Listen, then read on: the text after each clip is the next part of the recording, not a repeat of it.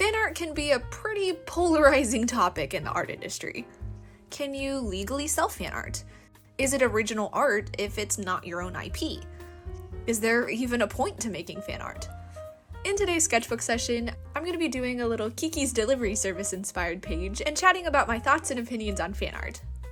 For the simple reason that I'm even doing this sketchbook page, clearly I'm a fan of fan art. I think it's pretty cool. I would even go so far as to say that artists need to be making fan art. Hot take, I know. And we'll get to that in just a bit. But first, let's chat a little bit about my own journey with fan art and how cinema inspires my work. So ever since I really started taking my art career full time over the last couple of years, I have been doing less and less fan art. And I think there are two main reasons for that. Number one, it's not something that I choose to sell. Now, selling fan art is a bit of a gray area in the art industry. Most artists don't really make enough money off of fan art for companies to really care that they're selling it. In fact, a lot of big companies actually encourage both the creation of and the selling of fan art because it keeps interest going in the fandom they've created. Which makes sense. I mean, there's so many artists out there doing absolutely incredible fan art, or making crocheted plushies, or even fandom-inspired candles. I myself own a few, and they're pretty freaking awesome. People are very creative, and their art and products kind of help to keep fandoms alive. That said, I don't choose to sell my fan art. This is just my own personal conviction. I'm trying to pour most of my efforts into making something that is solely my own idea. I don't want to say too much about that or spoil anything just yet. That's kind of a topic for a future video, but for now, the fan art that I make it's gonna stay with me. So to everyone who did want a scene study print, I'm sorry, but It's not gonna happen. The second reason I hadn't been making much fan art was because I started just not finding a lot of joy in art anymore. I touched on this a little bit in my last video. Like I said there, I kind of just lost my artistic voice and didn't really know what I liked and didn't even know if I wanted to keep creating anything. I think in my mind, making fan art of something that I loved outside of art would almost kind of spoil it in a way and make me love it a little bit less, if that makes any sense. The thought tracks in my brain are wildly chaotic. So I apologize if I'm not really articulating myself very well. Anywho, these both combined to steer me away from making fan art, which I think was kind of a kick in the artistic gut for me. I had almost entirely cut off two very big parts of my life from one another. You know, I love a lot of fandoms. Basically every Pixar movie ever made. I love Avatar: The Last Airbender and Legend of Korra. I love Percy Jackson and Harry Potter. I love Studio Ghibli movies and so many musicals. The list goes on and on. I am an avid movie watcher and book reader. I definitely find quite a lot of inspiration in film, and particularly in animation. I know, what a shock. I mean, you take a look at Studio Ghibli movies, and they are just so rich. Not in an overwhelming kind of way, but in just a cup of joy-filling kind of way. The stories are always so wholesome and thought-provoking, and the artwork is so peaceful and enchanting. Even in the less kind of fantastical Ghibli movies, like When Marnie Was There or The Wind Rises, there's always this element of magic in them while still remaining kind of nostalgic for everyone who watches them. The films and shows that inspire me the most are the ones that tell an impactful story. It doesn't even have to be anything crazy dramatic. My Neighbor Totoro doesn't have an epic climax like, let's say, Lord of the Rings does, but it still tells a really good story. And storytelling is always at the forefront of my mind when I'm creating an illustration. Every element, from the characters, to the environment, to the props, to the individual shape of leaves, I'm always thinking, is this telling the story or taking from it? And what can I add to this piece that would help the viewer to understand it better and be able to place themselves inside it? I'm going to be making a video soon on how backgrounds can really further our storytelling in art, so definitely be on the lookout for that soon. Now, another part of film that really inspires me is the music. I have always been a person that really connects to music. I actually did music for a bit growing up before really pursuing visual art. I remember every single song I hear, whether I want to or not, which can be kind of annoying, but that's not the point. The point is, music has always connected to me emotionally. It's not just something that I hear, it's very much something that I feel. It impacts all of me. I don't really know how to explain it. Music is very much a feeling for me, and it can hold a lot of power over my creation process. For example, when I listen to more dramatic soundtracks like Legend of Korra or Princess Mononoke, my artwork sometimes turns a bit more dramatic also. I start to implement deeper, sometimes darker elements. Whereas if I listen to soundtracks like Kiki's Delivery Service or the Lord of the Rings Shire music, my artwork gets a little bit lighter and more focused on just feeling cozy and nostalgic. Honestly, I think I'm as much a part of the soundtrack fandom as I am the film fandom for most things. My mind can be a very loud place. I tend to think too many thoughts at once, which is very overwhelming.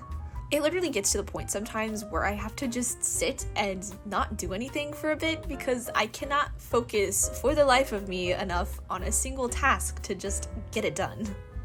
I don't know if that's just an artist brain thing or if that's just a me thing. I don't know, but it gets really annoying when I have things that actually need to get done. But I digress. Music helps me kind of quiet my thoughts a little bit, so whenever I need to just relax or focus on a new sketch or painting, putting on some peaceful Studio Ghibli music just kind of lowers the volume in my head for a little bit and helps me get lost in the process. It helps me to focus on one thought or one creative decision at a time. So back to making fan art, I've always found so much inspiration in the visuals and the story and the music of all of these TV shows and movies, but I was no longer giving myself any kind of room to directly express it in my artwork. I think there are definitely elements that reflect my inspirations, like the backgrounds in my paintings having somewhat of a Ghibli or Winnie the Pooh kind of vibe depending on the medium. But I wasn't allowing myself to directly express my love for the fandoms themselves in my art. I wouldn't allow myself to create any fan art. I was in such an art is my job / art is work mindset. My sketchbook was no longer something that I just reached out to for fun, and I didn't believe I should be creating something during work hours that wasn't sellable. Let me just say, I do not agree with this mindset now, but at the time, honestly, this was the headspace I was in. Art had to be about building a financially sustainable career, and anything that didn't align with that wasn't worth my time. Again, not healthy, but this is honestly how I felt. But a few months ago, I had the urge to sketch a little Kiki-inspired scene in my messy sketchbook. I was so fed up with not wanting to sketch anymore that having any kind of idea to sketch something, even if it wasn't one of my own characters, was absolutely thrilling. It wasn't a specifically, this is Kiki sketch, even though, I mean, she basically looks like her. But I wanted to sketch a little girl with a red hair bow, kind of playing pretend on a broomstick. I wanted a little stuffed kitten as an ode to Gigi, and I wanted a little radio playing some music. It wasn't anything grand, didn't even have a background, but it was something that I made just for me. And I really enjoyed it. It was this little spark of rebellion against the very unhealthy mindset I had toward art in my career. I guess not rebellion. Rebellion kind of sounds negative. Freedom, maybe? I don't know. It was a taste of artistic freedom, and I liked it. So fast forward a couple more months, and I decided that I wanted to play with my alcohol markers. Now, once upon a time, I was an exclusively alcohol marker artist. That was my go-to supply, and I used them all the time. Not well, mind you, but I do look back on my old art with just a fondness for my childhood creativity, and also a fair amount of cringing. Anywho, I wanted to bring out my markers, and I decided that I wanted to do something that was intentionally unsellable, just for me. So I brought out the Kiki sketch, revamped it a bit in my mixed media sketchbook, and I had a whole morning of sketchbook playtime. It was glorious. I played around with different colors in the skin tone. I added the little dotty spotty bits that bring me endless amounts of serotonin. And I just had fun and enjoyed making artwork. Not making art for anything, just making art. So, why is fan art so important, and why do I think artists need to be making fan art? Number one, I really believe that it fills your creative cup. Some projects can be a lot more creatively taxing than others. Sometimes you're creating a giant illustration with all original characters, with multiple thumbnails to get the composition just right, and days of working on color keys and value keys. Not to mention the weeks that you spend actually painting the final piece. These kinds of pieces are amazing. They're an opportunity to explore your creativity and to really grow your skills, but they can also be very, very draining. It takes a lot of creative stamina to make them, and sometimes you just need to create something that's going to fill you up, not drain you out. And with fan art, you're drawing off of an idea that you've already connected with, a fandom that you already love.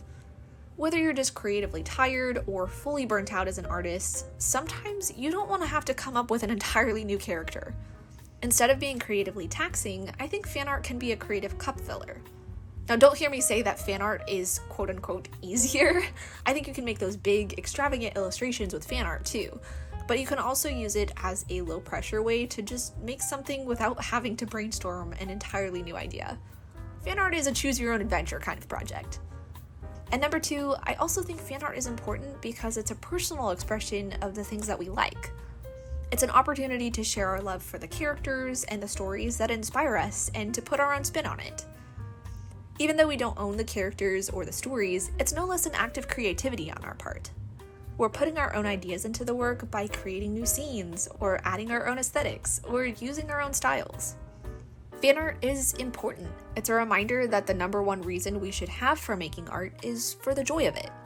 Making money should not be the primary goal, getting loads of new followers shouldn't be the goal. The main metric must be simply that you love it. When I think back to the way I created as a kid, I just wanted to have fun. Yes, art was still challenging, and I still got frustrated with my art sometimes, but that didn't deter me from making it. There was no fear about making mistakes or not being good at it. There was no pressure to show it on social media, or to show it to anyone for that matter. There were no concerns of whether I could sell it or not. I just made what I thought was cool. Sometimes I came up with my own stories and characters and created illustrations for them, and sometimes I just wanted to draw Pinkie Pie from My Little Pony or Daffy Duck from Looney Tunes. I made really crappy fan art of the things I liked, and I was really proud of it. Pablo Picasso once said that every child is an artist. The problem is how to remain an artist once we grow up. As kids, we don't really feel internal pressure to be productive or to be great.